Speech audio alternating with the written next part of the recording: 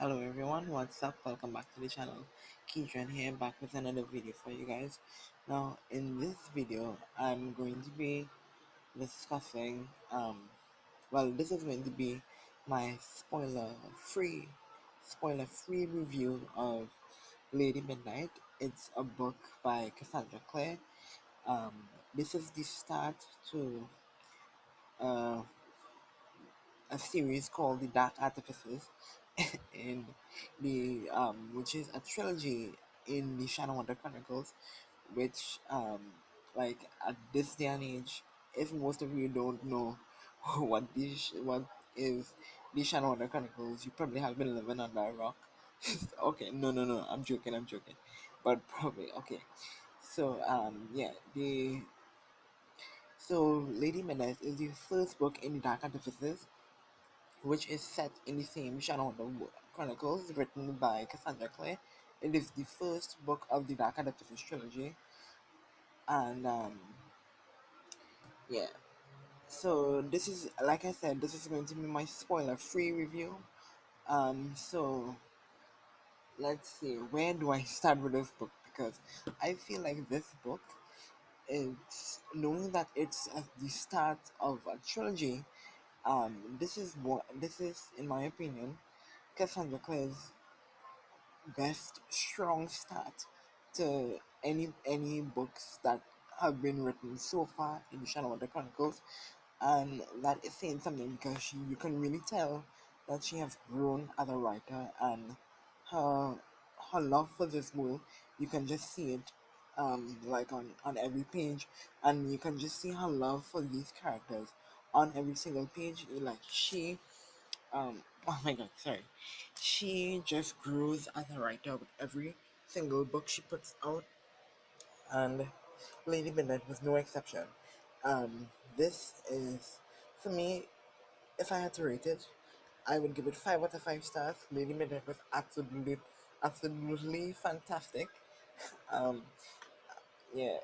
Um, So, for my spoiler-free review, I don't think that there's much I can say without going into spoilers, but I'll try to make it spoiler-free as much as I can in the spoiler-free section. So, um, yeah, so Lady Midnight for me is one of Cassandra Clare's best books to a start of a series that she has written to date. Um, as we open this book, we could see there's a level of seriousness and intensity from her as a writer. Like you can really tell she's grown comfortable with all. Um, up to this point, you can really tell she's has grown much more as a writer, and she's more comfortable as a writer writing in this world because she has so many books in this world already. Because so she has established a world where it's really strong. It's a really strong start. So um, on another spoiler-free related note, Lady Midnight takes place 5 years after the conclusion of the Mortal Instruments series, namely, most namely, 5 years after the end of the last book in the Mortal Instruments series, which is called City of Heavenly Fire. So Lady Midnight takes place 5 years after that, and we follow a whole new set of characters, but still set in the same genre world that we know and love already so much. But so we follow two main characters, Emma Carstairs and Julian Blackthorne. They um they are parabatai. Which, if any of you don't know what parabatai are, or um, what a parabatai is, or you probably forgotten, a parabatai is basically your warrior partner. They are like two people who are bonded together, have a strong bond and connection, who are bonded together, who and these two people are committed, make a sacred oath. They are committed to stay by each other's side for as long as they both shall live and whatever. It's like, think of it like twins. So Emma Castias and Julian Blackton, they are both Parabatai, and they travel the streets of Los Angeles, which is where the whole series of the Dark Edifices is set up. So they travel through the streets of Los Angeles trying to figure out, trying going on missions. But more so, we throughout the novel, we get to see Emma Castes trying to avenge her parents because at the 5 years ago, nearly towards the end of the Mortal Instruments in City of Holy Fire, Emma Castes, her parents were murdered in this kind of sacred, weird way. We don't know how they were murdered up until Lady Midnight. We get some more insight about how they were murdered, and throughout basically the main plot of this novel is basically of this first book. The main plot is basically Emma Castes trying to find out who murdered her parents and why. Um, and yeah, that's basically the main plot of Lady Midnight. But as you go along, you get to see like more the writing style. It grows more.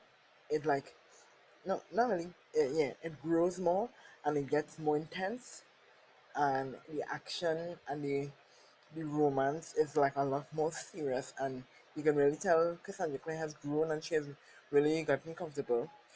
And yeah, I just love this book with all my heart. 5 out of 5 stars. If you could not have guessed, the like right now, the Shadowhunters Chronicles is one of my ever since I started my reading journey. The Shadowhunter Chronicles is basically one of my favorite book series of all time. I love every single book that Cassandra Clare has written in this world, and Lady Midnight was no exception. 5 out of 5 stars. I really love like basically all the characters in this book, even though there was some who kind of tipped me off a little bit. Like you know, the, obviously, like I'm sure, like with each kind of fantasy book, if you guys get what I'm saying, with each kind of fantasy book, there is characters. I'm sure there's characters who people grow to love, and there's characters who people are kind of tipped off by. People who the characters who people don't really resonate with. But with Lady Midnight, there's something about like each character who like they to me they are liked by as many people as much as myself for like many different reasons, and namely the cast of characters I'm talking about is namely the Blackthorn family, which is Julian's family, who yeah, he has like a bunch of siblings, and he has to take care of them like after he arrives at the Los Angeles Institute, after he arrives, he has to take care of all of them because he had to murder his father in this battle, and he was like ever since he was really young, and ever since he was really young, like 12, like nearly 12 years old, he had to take care of his whole family, and with the help of Emma Castes, his parbatine, she helps him take care of his family, and that's like one of the main things that is explored throughout the book. We get to see how Julian, even though he is like now he was 12 in the Mortal Instruments series, and now we get to see him at 17 years old. Even though he's not like basically a full adult yet, we get to see him go through the process of being a parent to all his siblings in a kind of way because he was forced to murder his father, and Emma really helps him through that, and we get to see their development as Parvati and what the word Parvati really means. And through the book, there is this underlying curse that is called the Parvati curse. Now, when I first heard about that, I was like, "What?"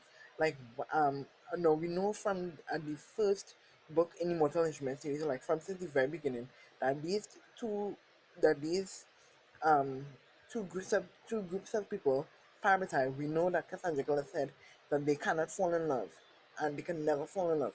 And throughout the like towards the middle of the book, I want to say, or towards at some point in Lady Midnight, we get to see why they really can't fall in love. But even though they there were some descriptions about why they can't fall in love, why Parvati must not fall in love in Lady Midnight. Um, like they I found that this subplot in Lady Midnight that was explained about why Parrot can fall in love was really brilliantly written, and I really respect Cassandra Clare, and I really give her all the props for like doing something that was really like beyond anything what I thought she was gonna write in the Shadow of the World. Like Lady Midnight just pushes all the boundaries, and knowing that in this big Shadowhunter world, knowing that the possibilities are limitless, she just grows as a writer, and with every single book she puts out. I keep saying that, and I know I keep rambling, but forgive me for that. But I just love Lady Midnight with all my heart, and towards the end of the book, there's this to me, there's this big ending that I was not expecting coming. I mean, like, this is a spoiler-free review, so I'm trying not to spoil you guys, even though I want to spoil it, but no. This is a spoiler-free review. So towards the end of the book, there is this big kind of ending that I did not see coming, and it really blew me away. And that, like, this whole novel, I really love it for like so many reasons. I love all of like Julian's family, like all the characters in Julian's family. That whole Black Swan family, there is something admirable and likable about each character in Julian's family, and they have such more realness towards them. And they are so down to earth, and they always say what on their mind, and they are really cool, and like nearly all of Julian's, well, I want to say all, not nearly, but all of Julian's family, they are all Shadowhunters, and they live with him in the Los Angeles Institute, and they are so strong, and they have certain like unique things about each one of them, and yeah, that's basically what I love about like each of the characters in this book. They are so real and down to earth, and they are so sophisticated and grown up in a kind of way. And really grown up, even though this is a young adult urban fantasy novel. Cassandra Clare really impresses me beyond anything that I ever thought she would have write in the Shadowrunner Chronicles. Cassandra Clare is so incredibly talented, and for those of you who have been watching my channel for a while and who have seen me talk about the Shadowrunner Chronicles on this channel, I highly recommend that you go and pick up Lady Midnight because it's really fantastic. Um, no, in terms of the format of reading Lady Midnight, I started reading it in um no, I started reading it on the audiobook format, and like halfway through the book, I really wasn't invested, and then I decided to give the physical copy of Lady Midnight a try, and when I first finished the physical copy, I immediately had to like open the book again and start back reading because I immediately reread it as I finished it because this book is so incredibly well written. Like it's a very strong start to what I can tell is an amazing series, and it's so great. So okay, I realized that my phone battery is about to die. I'm filming this on my phone right now. I realized, and that is about to die. So say bye. Let me at least wrap up this video. So yeah, my overall thoughts with Lady Midnight by Cassandra Clare. We first started the Dark Edifices. 5 out of 5 stars. I really enjoy it. I would really totally recommend that you guys give this series a try, and yeah, I oh, and as a little side note, I am currently in the middle of reading Lord of Shadows, which is the second book in the Dark Edifices, and after that I have to read Queen of Rare Darkness, which is the third and final book in the Dark Edifices series. So once again, the titles of the books in this order is of the Dark Edifices is Lady Midnight, Book 1, Lord of Shadows, Book 2, and Queen of Air and Darkness, Book 3. I have this whole trilogy that was sent to me as a gift, and like I am planning to read Queen of Air and Darkness the minute I finish Lord of Shadows.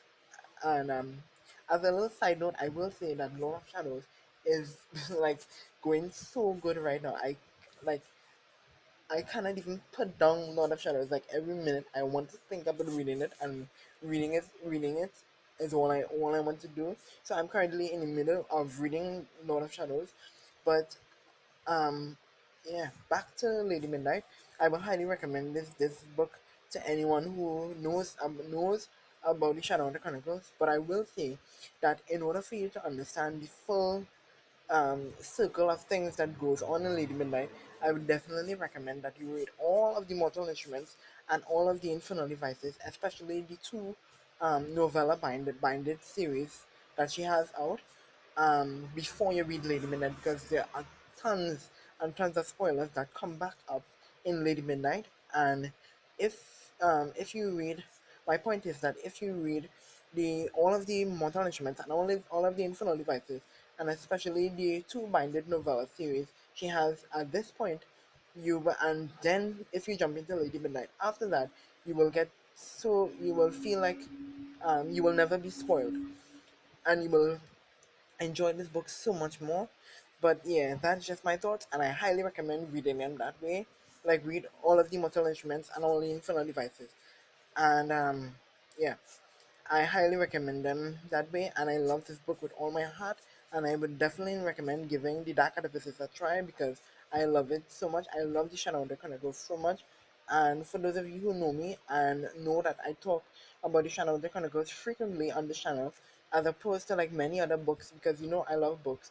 The Shadow of the Chronicles is what started my love of reading, and I don't think I'll ever stop reading books because of Cassandra Clare and because of the Shadow of the Chronicles as a whole.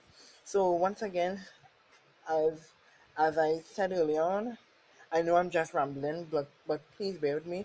Once again, as I said, I will definitely recommend the Shadow of the Chronicles as a whole, or even the Dark Artifices as a whole, to anyone who comes across anybody else who talks about the Shadow of the Chronicles, especially me. And yeah, so that's all I have for you guys today. Thank you so much for watching. As always, don't forget to like, comment, share, and subscribe. Leave me all your comments or down in the comment section, or send me a message about if you have any inquiries or any suggestions that you would like to see me do for any sort of book or TV show recommendations that you would like me to review on this channel. And yeah, please don't forget to like, comment, share, subscribe.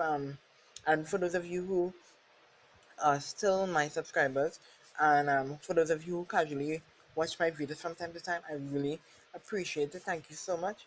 And yeah, I will see you guys in my next one. Have a good day. Um, and yeah, that's it. Have a good day. Bye.